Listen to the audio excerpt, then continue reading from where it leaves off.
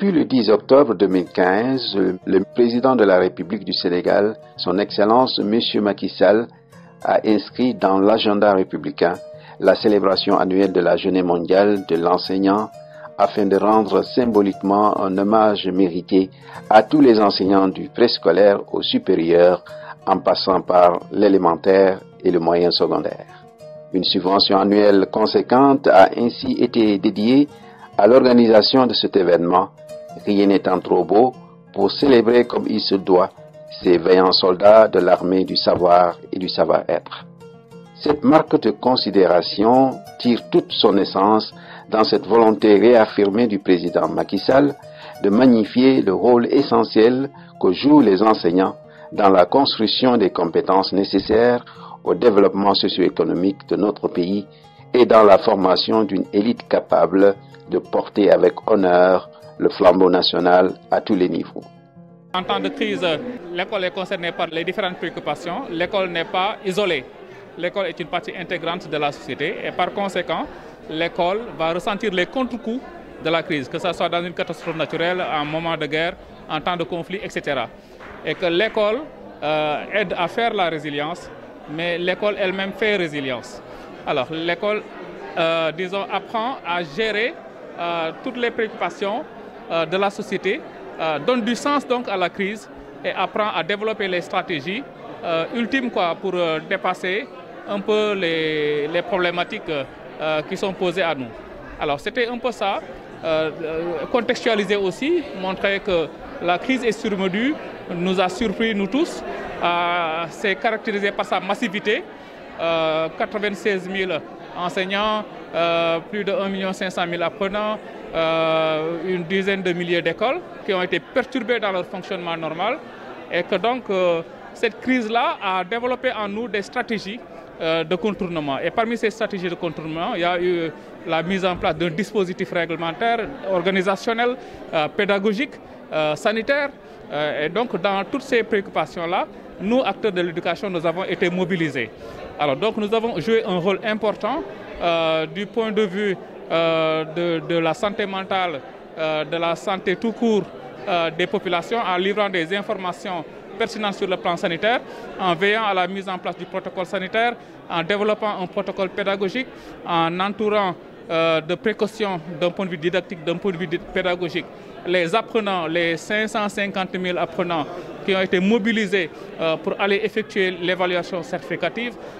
Peut-être que c'est cette forte mobilisation des enseignants qui ont pu faire preuve de patriotisme en montrant que les conditions sont certes difficiles, mais nous sommes là pour servir la nation parce que nous sommes en temps de guerre. Peut-être que c'est tout ça qui a fait en sorte qu'on a pu connaître les résultats que nous avons connus et qui ont été des résultats exceptionnels. Donc 74% au BFM, 72% au niveau du CFE, 48% au niveau du bac. Même s'il faut interroger les déterminants de la qualité de ces performances-là pour pouvoir capitaliser, modéliser et donc reproduire le dispositif gagnant, il est évident que c'est tout ça qui a fait en sorte qu'on a pu réussir. La journée de l'enseignant célèbre ainsi le professionnalisme et l'engagement citoyen d'hommes et femmes dévoués à leur pays. Le thème choisi pour l'édition 2020, enseignants, leaders en temps de crise et façonneurs d'avenir, évoque d'ailleurs en écho sonore toute la variabilité et toute la pertinence du dispositif pédagogique que ces soldats de la connaissance ont mis en place pour combattre la pandémie du Covid-19 dans les espaces de formation, mais également pour effectuer une année académique valide et sanctionnée par des activités d'évaluation appropriées. Mesdames et messieurs, l'édition 2020, placée sous le thème enseignant, leader en temps de crise et façonneur d'avenir, prend tout son sens. Au regard du contexte marqué par la lutte contre la propagation de la Covid-19, en effet, la pandémie a bouleversé dans une large mesure le fonctionnement du système éducatif, avec de nombreux défis que nous devons relever. Il s'agit particulièrement de la continuité du service de l'éducation et de la formation, à l'atteinte du quantum horaire, à la préservation de notre personnel, de nos élèves, des apprenants contre le péril sanitaire, d'éviter le décrochage scolaire de la part de nombreux apprenants et la démobilisation de la communauté éducative, etc. C'est donc le moment de saluer les capacités de résilience de notre système d'éducation et de formation, a fait montrer la contribution ô combien importante des enseignants à travers le retour effectif dans les salles de classe, le bon déroulement des examens et la mise en œuvre efficace du dispositif Apprendre à la maison.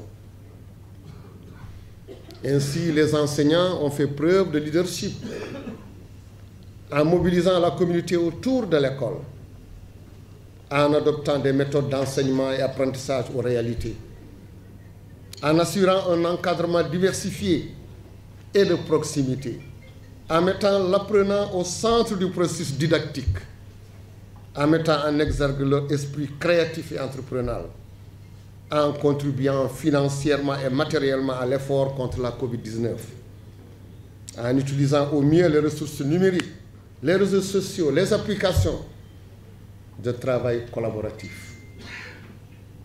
Ensuite de ces initiatives, ils ont permis, de par leur engagement, leur dévouement, leur professionnalisme et avec l'exceptionnel concours de toute la composante de la communauté éducative, l'obtention des résultats satisfaisants lors des examens scolaires, professionnels, notamment ceux du CFE et du BFE également, et du baccalauréat. L'édition 2020 de la Journée mondiale de l'enseignant a été marquée par l'organisation de diverses activités qui ont donné l'opportunité de mieux percevoir les principales missions des enseignants en temps de crise, notamment dans la sensibilisation citoyenne et la participation aux actions de solidarité nationale. En effet, la première journée de la célébration a été consacrée à une opération de don de sang organisée dans les locaux de la deuxième sphère ministérielle de Diamniadio et au lycée Abdoulaye Sati de Rufisque le mardi 22 décembre 2020. La journée du mercredi 23 décembre 2020 a eu quant à elle comme menu un panel scientifique sur les 3 sous-thèmes que sont les rôles et responsabilités des enseignants sénégalais face à la pandémie du Covid-19, l'insertion socio-professionnelle des apprenants dans un monde en pleine mutation technologique, environnementale et sociale, et les enjeux et défis du développement du numérique dans les enseignements apprentissages cas du Sénégal. C'est une journée qui célèbre les enseignants qui jouent un rôle déterminant dans le développement de notre pays. Et cela suite à de fortes recommandations de l'UNESCO-OIT qui parlent en tout cas des conditions d'existence et de travail de ces enseignants-là. Donc, en prélude de cette journée, nous avons estimé devoir organiser des activités qui ont commencé depuis hier par des dons de sang, une journée de dons de sang. Et aujourd'hui, nous avons organisé ce panel parce qu'entre enseignants, nous sommes en milieu intellectuel. Et il me semble être important à chaque fois que de besoin, sur ce que nous devons faire, nous devons quand même d'interagir, de discuter et d'avoir une posture prospective. Et c'est ça qui a poussé à organiser ces 3 sous-thèmes que vous avez suivis avec nous et qui ont une importance capitale parce que nous sommes dans une dynamique et si tant est que nous voulons en tout cas nous conformer à la réalité aujourd'hui actuelle du moment, il est bon que nous puissions déterminer le rôle et la responsabilité de l'enseignant, surtout face à cette situation de Covid. Et c'est ça qui a sous-tendu. Mais vous avez compris que le thème qui nous parle de l'introduction de la technologie doit être de rigueur. Parce que aujourd'hui, si nous voulons être résilients, il est important que nous introduisions en tout cas ces nouvelles technologies dans notre système éducatif. Et l'autre élément, on ne peut pas parler aujourd'hui sans parler de la technologie. Et aujourd'hui, le ministère de l'enseignement technique quand même a fini de montrer qu'il nous faut aussi nous verser dans ces filières pour avoir une technicité qui puisse nous permettre de dominer le monde dans lequel nous sommes. L'enseignant, il est baptiseur de conscience, il est éveilleur de conscience. Et quand on est baptiseur de conscience, on se doit d'être, comme je l'ai dit, partout où je passe, être adossé d'un leadership avéré, mais aussi être adossé de l'éthique et de la morale. Parce qu'en réalité, c'est à nous qu'est revenue la charge de former des citoyens qui soient à même d'être capables, en tout cas, de contribuer au développement de leur pays. And last but not least, une cérémonie de décoration des enseignants aux différents ordres nationaux du Mérite et du Lion a mis fin aux activités de célébration de la Journée mondiale de l'enseignant. Traditionnellement, cette cérémonie hautement honorifique est organisée au Sénégal tous les 5 octobre de chaque année, et ce depuis 2015. À l'occasion de la cérémonie de décoration qui s'est tenue le lundi 28 décembre 2020, le ministre de l'Éducation nationale, M. Mamadou Talla, dès l'entame de son discours, a félicité et souhaité au nom du président de la République, son Excellence M. Macky Sall, la bienvenue à l'ensemble du corps enseignant, du préscolaire au supérieur. Par ailleurs, cette occasion nous permet de remettre à des agents méritants leur décoration dans les différents grades de l'Ordre national du Lion et de l'Ordre du Mérite, mais dans des conditions particulières.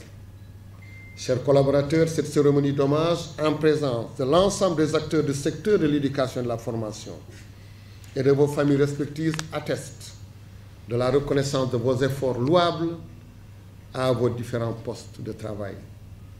J'exhorte ceux d'entre vous qui sont encore en activité à poursuivre cette dynamique. Renouvelle également mes remerciements à ceux qui ont fait valoir leur droit à une pension de retraite et demande aux jeunes enseignants et aux enseignantes à s'inspirer de vos exemples dans la conduite de leur carrière. Au nom de ses homologues ministres, M. Cheikh Oumar Anne et Dame Diop, en présence du secrétaire général du gouvernement, du représentant du parrain feu professeur Ibader Thiam, des représentants des organisations syndicales et des autres invités, M. le ministre Mamadou Talla a magnifié les efforts colossaux consentis par les enseignants pour combattre la pandémie depuis son apparition au Sénégal. Poursuivant sa communication, M. le ministre Talla a mis en exergue toutes les actions que l'État du Sénégal a entreprises afin de valoriser la fonction de l'enseignant et de renforcer les performances du système éducatif sénégalais en dépit des difficultés rencontrées. La revalorisation de la fonction enseignante demeure la préoccupation constante du gouvernement. Pour ce faire, il a pris plusieurs initiatives, notamment l'organisation d'un concours sélectif de recrutement d'élèves maîtres avec pour corollaire le relèvement du niveau de recrutement des enseignants, de l'élémentaire et du préscolaire, sans oublier l'allongement de la durée de la formation.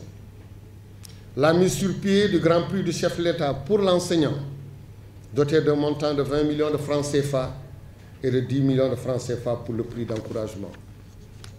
L'implication réelle des organisations syndicales d'enseignants les plus représentatives à l'élaboration, la mise en œuvre et l'évaluation des politiques éducatives, comme en témoigne leur participation à toutes les phases du séminaire unique de préparation de la rentrée scolaire. La co-organisation avec le Haut Conseil du dialogue social de la session de pré-rentrée, la mise en place d'instances de dialogue social à tous les niveaux, la révision du guide du mouvement national du personnel enseignant, la programmation des ateliers d'évaluation du processus de sélection des inspecteurs d'académie, des inspecteurs d'éducation et de la formation, des directeurs et des directeurs des études des centres régionaux de formation des personnels de l'éducation CRFPE. Le recrutement en 2020 de 2996 enseignants. La décision de reprise incessante des rencontres du monitoring des accords et engagements signés par le gouvernement et les syndicats d'enseignants. La création prochaine d'une fondation pour l'éducation après l'étude de faisabilité.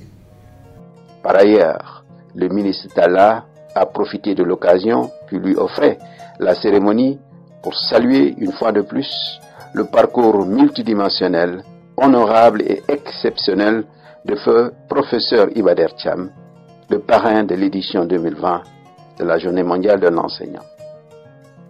Il a aussi souligné la particularité de cette cérémonie qui a vu la présence effective de tous les ministres en charge de l'éducation, dont le ministre de l'Enseignement supérieur, de la Recherche et de l'Innovation, le docteur Cheikh Omar Anne, et le ministre de la Formation professionnelle, de l'apprentissage et de l'insertion, M. Dame Diop. Par ailleurs, la Journée mondiale de l'enseignant constitue un moment solennel pour honorer des membres distingués du corps enseignant. Il me plaît particulièrement d'offrir cette année un modèle à toute la communauté éducative nationale, feu le professeur Iba Der Thiam. Arraché à notre affection tout dernièrement, cet homme multidimensionnel fut entre autres moniteur, instituteur, professeur, syndicaliste, directeur de l'école normale supérieure, ministre de l'Éducation nationale et de l'enseignement supérieur, député à l'Assemblée. En outre, il a été vice-président de l'Association sénégalaise des professeurs d'histoire et de géographie, secrétaire général de l'Association panafricaine des historiens, président de la Commission sénégalaise de réforme de l'enseignement de l'histoire et de la géographie, membre du comité de l'UNESCO pour la rédaction de l'histoire générale de l'Afrique. Il a aussi reçu tous les honneurs qu'il a largement mérités. Officier de l'Ordre national du Lion, commandeur de l'Ordre français du Mérite, commandeur de l'Ordre de la francophonie, docteur honoris causa à l'Université Besançon en France, coordinateur général du comité de pilotage de l'histoire générale du Sénégal, des origines à nos jours, auteur de plusieurs ouvrages historiques et ou géographiques. À ses différents postes et fonctions, il a fait preuve d'engagement, de dévouement, d'ouverture, de courage intellectuel, de patriotisme, de panafricanisme, de professionnalisme, mais surtout de désintéressement. Ainsi, il a contribué grandement à la construction de la nation sénégalaise et de l'idéal panafricain en général, du système d'éducation et de la formation en particulier. Par ce fait, il doit demeurer une référence, une source d'inspiration, en un mot, un exemple pour les jeunes générations. La décision du chef d'État de baptiser l'université de Thiès à son nom est la preuve des exceptionnelles qualités du professeur Iba Der Thiam. Aux membres de sa famille, je témoigne ma sympathie et ma profonde gratitude pour leur disponibilité et leur apport à la réussite de la présente manifestation. Il a terminé ses propos par des mots de remerciement à l'endroit de ses collègues ministres qui lui ont fait l'honneur de le désigner président de séance et porte-parole du jour. Il leur a également exprimé toute sa gratitude pour leur engagement pour une gestion pertinente, solidaire et systémique du système de l'éducation. Le ministre n'a surtout pas manqué de féliciter et de remercier tous les membres du comité d'organisation, les organisations syndicales et tous ceux qui, de près ou de loin, ont contribué à la réussite de cette belle cérémonie rythmée par de belles prestations musicales et théâtrales.